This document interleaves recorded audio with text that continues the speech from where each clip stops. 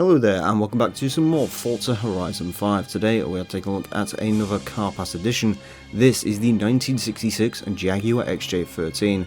I'm going to be giving you an overview of its statistics, a brief look at its history, and then detailing any unique modifications it might have. A reminder to Car Pass owners to redeem Car Pass cars, scroll over to the buy and sell tab in your garage, click on Car Pass, and then you will be able to redeem any cars that you may have missed out on or need to redeem from here. The 1966 Jaguar XJ13 is in the Classic Racers category and has 502 horsepower, 378 foot-pound torque, weighs 2,557 pounds, is A-Class 779 PI, and is mid-engined rear-wheel drive.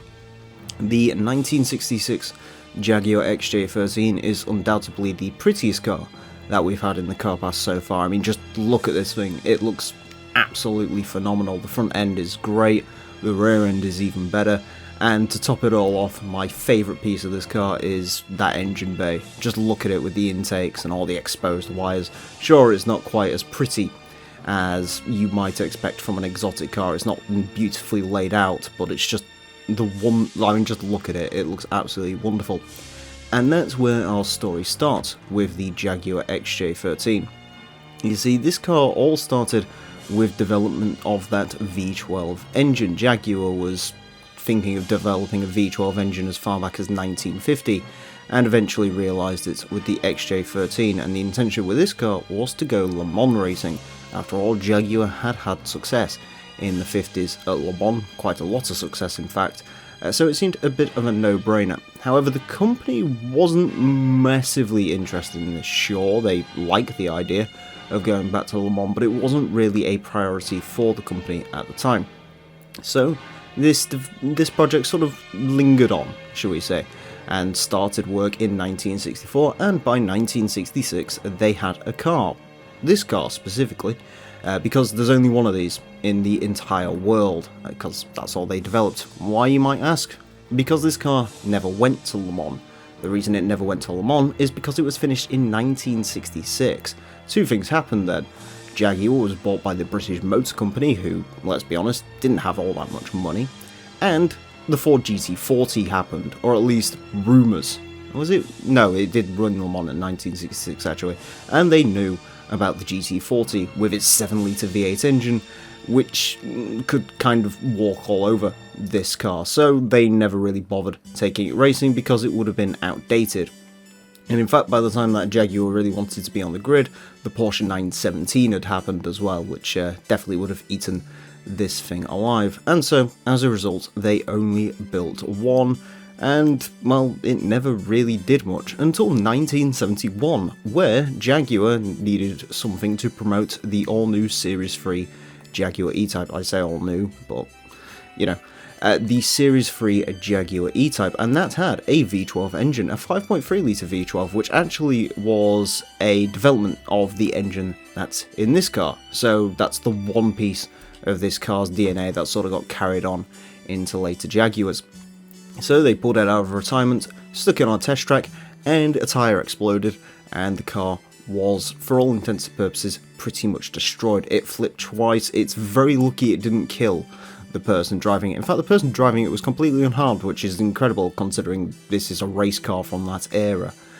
And so, as a result of that, Jaguar did end up rebuilding this. It cost them £1,000 to do so, and as a result, the car you see here isn't an exact recreation of the 1966 car, because of course there's only one. There's a few replica kits of the car that hang around that you could get that were sort of the rebodied XJ13, but to be honest with you, I can't really see too much difference, me personally.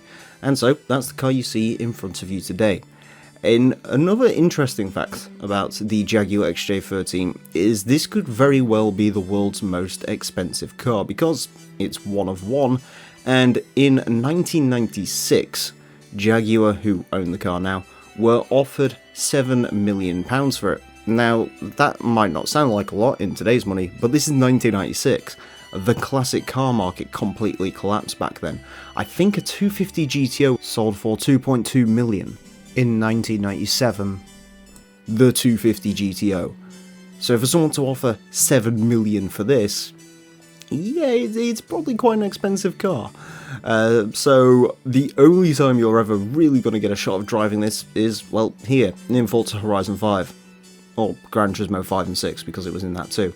So, an absolutely fascinating car, certainly one of... I'd say it's one of the better additions to the car patch, just based on the history of this vehicle alone, and the fact that you're going to be able to drive such a rare vehicle.